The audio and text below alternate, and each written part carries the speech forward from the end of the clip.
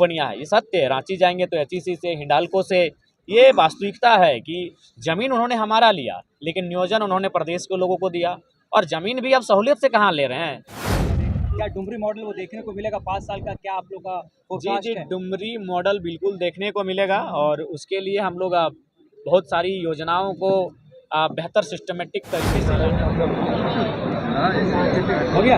हाँ, सवाल करिए, सवाल करिए। बस दादा, सही सर आज पहुँचे, क्या कुछ कहेंगे मीडिया के माध्यम से? देखिए, सबसे पहले खरसवां गोलीकांड 1 जनवरी 1948 को शहीद हुए तमाम शहीदों को श्रद्धांजलि अर्पित करते हैं, और कहना यही चाहेंगे कि 1948 में ही गोलीकांड नहीं हुआ था झारखंड राज्य में। हमें लगता है कि वो गोलीकांड 2024 में भी हो रहा है, बस थोड़ा सा पैटर्न बदला है। 48 में सामूहिक गोलीकांड हुआ था, 50,000 लोगों को गोलियां चलाई गई थी। आज कहीं 50 लोगों पे लाठियां बरसाई जाती है, कहीं 5, और मामला वही है। खरसवां गोलीकांड को अगर समझना चाहते हैं तो हमें उस समय की परिस्थितियों को समझना होगा कि उस समय खरसवां के आदिवासी मूलवासी अपनी ज़मीन को उड़ीसा में मिलाने देने के पक्ष में नहीं थे, क्योंकि उनसे उनकी ज़मीनों और भाषा को कहीं ना कहीं छेड़छाड़ होता।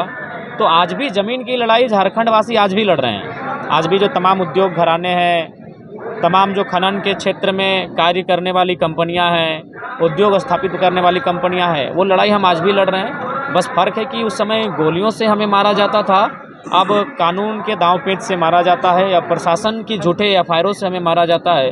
परिस्थितियाँ आज भी वही हैं। अब आप कहेंगे कि आप उद्योग के खिलाफ हैं क्या? तो जी नहीं, उद्योग के खिलाफ कोई नहीं है। हमने जो कपड़ा पहना है वो उद्योग के कारण है, हमारे हाथ में जो मोबाइल है वो किसी न किसी कल कारखाना में तैयार हुआ है। हमारा बस यही एक मांग है कि जो लोग रैयत अपनी ज़मीन देते हैं, जो ज़मीन देकर विस्थापित हो जाते हैं, उनको पीढ़ी दर पीढ़ी नौकरी मिलना चाहिए। इसलिए मिलना चाहिए क्योंकि वो ज़मीन उनके पिताजी करते थे, पिताजी से पहले दादाजी करते थे, दादाजी से पहले दादाजी करते थे। तो उस ज़मीन को जब हम उद्योग को दे रहे हैं, उद्योग के घरानों को दे रहे हैं, तो एक नियम ये होना चाहिए कि जब तक वो उद्योग वहाँ खड़ा रहेगा, चाहे वो टाटा रहे, टिस्को रहे, या बीसीसीएल रहे, सीसीएल रहे, या कोई कंपनी रहे, जब तक वहाँ उद्योग का और कंपनी का कार्य होगा, तब तक 3rd और 4th ग्रेड की नौकरी ज़मीन देने वाले रैयत परिवार को मिलना चाहिए। और जो खरसवां गोलीकांड हुआ, इस गोलीकांड के जो शहीद हुए, जो सपनों का झारखंड सोचा गया था, वो कहाँ तक हद तक नहीं, लगता है? बिल्कुल नहीं। हमें लगता है 1% भी अगर पूरा हुआ हो तो खरसवां गोलीकांड बिल्कुल वो सपना आज भी अधूरा है। जिस उम्मीद के साथ झारखंड के लोगों ने शहादत दिया है, शहादत देने का ही मतलब था सुशासन की व्यवस्था। सुशासन की व्यवस्था मतलब हमारी अपनी पारंपरिक व्यवस्थाएं, लेकिन आज विशेषकर कोल्हान में आप अक्सर देखते हैं जिस प्रकार की समस्याएं सामने आती हैं, जिस प्रकार से दमन किया जाता है, तो स्वशासन व्यवस्था आज भी नहीं है।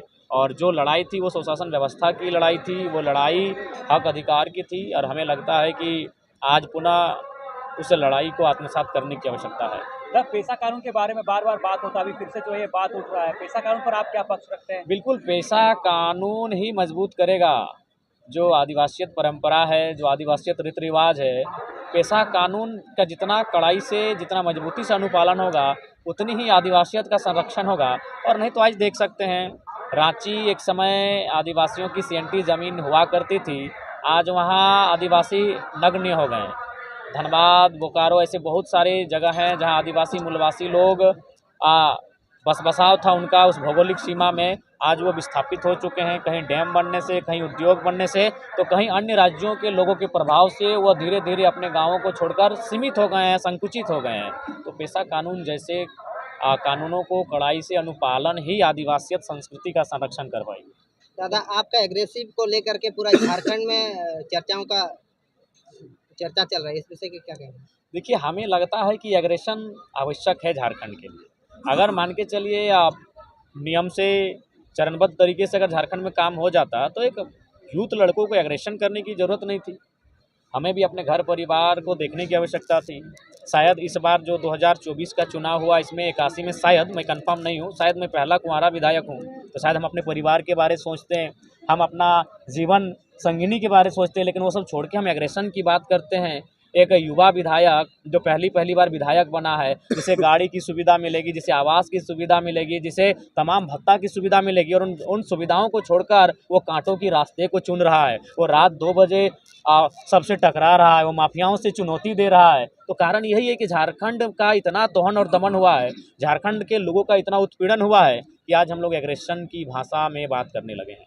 तो जिस तरह बीसीएल वहाँ पे बीसीएल से जो लोग परेशान है, यहाँ पे टाटा स्टील की बिल्कुल, जो है हर जगह धनबाद की बात करें तो बीसीसीएल से, अगर बोकारो की बात करें, रामगढ़ की बात करें तो सीसीएल से, और जमशेदपुर की बात करें, सरायकेला की बात करें तो जो तमाम उद्योग हैं, चाहे टिस्को रहे, टाटा रहे, उषा मार्टिन रहे, और जो कंपनियां हैं, ये सत्य है। रांची जाएंगे तो एचईसी से, हिंडाल्को से।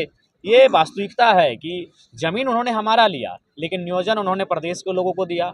और ज़मीन भी अब सहूलियत से कहाँ ले रहे हैं, ज़मीन तो डीएसपी साहब को बगल में खड़ा करके, थानेदार को बगल में खड़ा करके, लाठी के दम पे लठेत खड़ा करके अब ज़मीन ले रहे हैं। इसीलिए मैं विरोध कर रहा हूँ ना, मैं उद्योग का विरोधी नहीं हूँ, मैं उनकी उस क्रिया का विरोधी हूँ, मैं उनके उस व्यवहार का विरोधी हूँ, मैं उनके उस तरीके का विरोधी हूँ। ज़मीन आप लेना है, ज़मीन उद्योग कहाँ लगना चाहिए, जहाँ बस बसाव कम हो।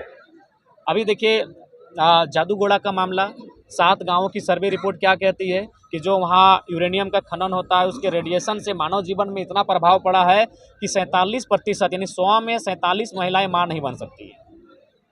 माँ बनने के लिए उसके अंदर एक क्षमता जो होती है, उस क्षमता को ही खो चुकी है। 100 में 47 यानी 50%, आधा मान के चलिए, आधा महिलाएं माँ ही नहीं बन पाएंगी। और एक महिला जो माँ बनी थी, कोई आदिवासी महिला है, नाम उसका एग्जैक्ट याद नहीं आ रहा, 6 बच्चे उसका मुर्दा पैदा हुए। तो मेरा कहना है कि उद्योग कहाँ लगे, उद्योग वहाँ लगे जहाँ मानव जीवन प्रभावित ना हो, जहाँ पर्यावरण प्रभावित ना हो, जहाँ वन्य जीव प्रभावित ना हो। उद्योग किसी लगाए ना, किसी बंजर भूमि में लगाइए। मानव जीवन को प्रभावित करके, पर्यावरण को प्रभावित करके कौन सा मुनाफा आप कमाएंगे, कौन सा इसीलिए उद्योग का कोई विरोधी नहीं है, उनका जो व्यवहार है झारखंडियों के साथ, उस व्यवहार का विरोधी है। जयराम जी, नया साल आ गया है, किस तरह से आगे अपनी पार्टी को लेकर और आप अपने काम किस तरह से करिएगा? क्या देखिए, हम लोग नितांत अपने कर्मों पे फोकस करेंगे। अगर हमारा कर्म सार्थक रहेगा तो लोग जुड़ेंगे।